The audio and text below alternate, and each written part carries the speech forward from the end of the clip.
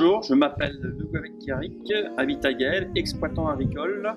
J'ai une SAU de 118 hectares, la production c'est du post-serreur engraissement. J'ai 540 places de PS, 1040 places d'engraissement. La SAU est répartie en une trentaine d'hectares de maïs, le restant en céréales à paille, c'est-à-dire de l'orge, du triticale, du blé et un petit peu de pois de conserve.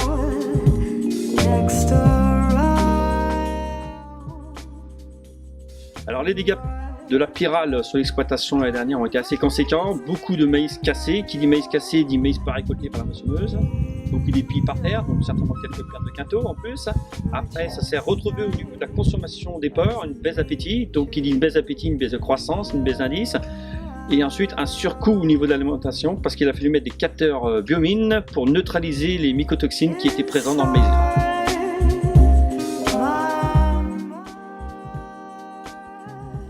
Du coup, on a mis en place sur l'exploitation un essai de traitement coragène avec FMC.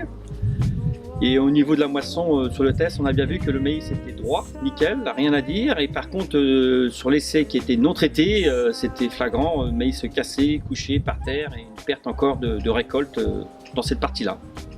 Donc le retour que je fais du test coragène sur cette parcelle, c'est une qualité de moisson nickel, un broyage du maïs nickel par rapport à la partie échantillon qui était pas terrible, pas jolie. Et donc une augmentation de 11,8 quintaux sur la partie coragène par rapport à l'autre partie, ainsi que un échantillon de mycotoxines nickel sur la partie coragène, ainsi que l'autre partie était infectée de mycotoxines, de DOM surtout. Donc on voit bien que le coragène est une solution idéale contre la pyrale, chose que je ferai certainement l'année prochaine à 100% sur toutes mes parcelles de maïs.